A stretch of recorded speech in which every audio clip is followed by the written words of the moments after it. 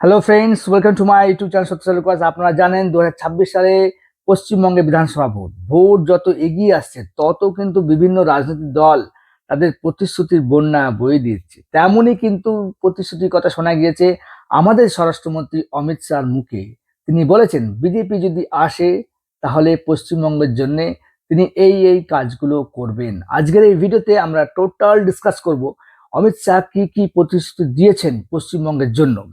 দেখুন, প্রথম যে প্রতিশ্রুতি দিয়েছেন তাতে কিন্তু সরকারি কর্মচারীদের হাসি চওড়া হবে। কারণ কি, তিনি অমিত শাহ বলেছেন যে বিজেপি যদি 26 সালে পশ্চিমবঙ্গে বিধানসভা ভোটে জিতে আসে, সরকার গঠন করে এবং সরকার গঠনের ৪৫ দিনের মধ্যে সেভেন্থ পে কমিশন কিন্তু লাগু হয়ে যাবে ওয়েস্ট বেঙ্গলে।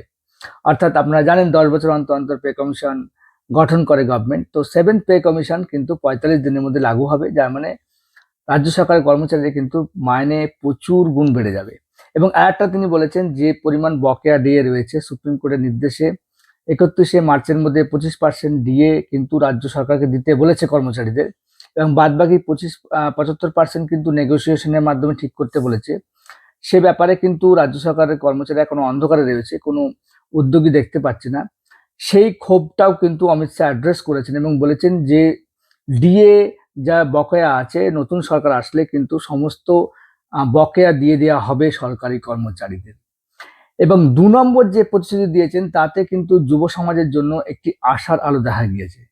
অমিত শাহ তার বক্তব্যে বলেছেন যে এখন বিজেপি যদি পাওয়ারে আসে তাহলে তৃণমূল গভর্নমেন্টের যে কারাপশনের জন্য চাকরি বাকরি ছেলেমেয়েরা পায়নি বা নষ্ট হয়ে গেছে, তাদের সময়টা বা ভ্যাকান্সি ফিল আপ হয়নি, তার জন্য চাকরিতে, সরকারি চাকরিতে ৫ বছর এজ রিল্যাক্সেশন পাওয়া যাবে।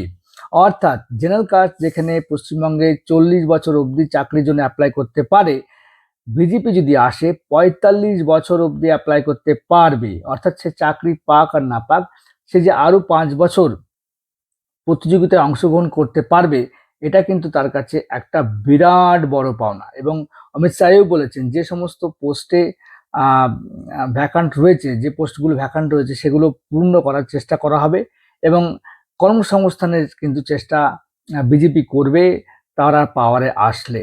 অপরদিকে আপনারা দেখতে পাচ্ছেন যে মমতা ব্যানার্জি কিছুদিন আগে যুবকদেরকে কাছে টানার জন্য, যুবকদেরকে একটা সাহায্য দেওয়ার জন্য, একটা আর্থিক সাহায্য কিন্তু যুবকদের জন্য চালু করেছে। তার নাম হচ্ছে যুব সাথী।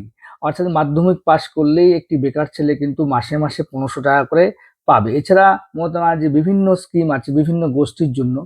তো এখন আমরা অপেক্ষা করব যে মানুষ কি বিজেপির এই যে চাকরির অফার, এই যে কর্মসংস্থানের যে প্রতিশ্রুতি, যে বেতন বৃদ্ধির যে প্রতিশ্রুতি, এর প্রতি প্রলুব্ধ হয়, নাকি মমতা ব্যানার্জির যে শাসন, মমতা ব্যানার্জির যে আর্থিক সাহায্য সেটাকে তারা গ্রহণ করে আবার মমতা ব্যানার্জিকেই আমাদের পশ্চিমবঙ্গে নিয়ে আসে, সেটা কিন্তু সময় বলতে পারবে। আপনারা কমেন্ট করতে পারেন যে বিজেপি যে সমস্ত প্রতিশ্রুতিগুলো দিয়েছে সেগুলো কি আপনি মনে করেন যদি বিজেপি আসে আমাদের পশ্চিমবঙ্গে তাহলে সেগুলো তারা অক্ষরে অক্ষরে পালন করবে। আমার ভিডিও যদি ভালো লাগে অবশ্যই লাইক করবেন, আমার চ্যানেলকে সাবস্ক্রাইব করবেন। Thank you, tata, bye by.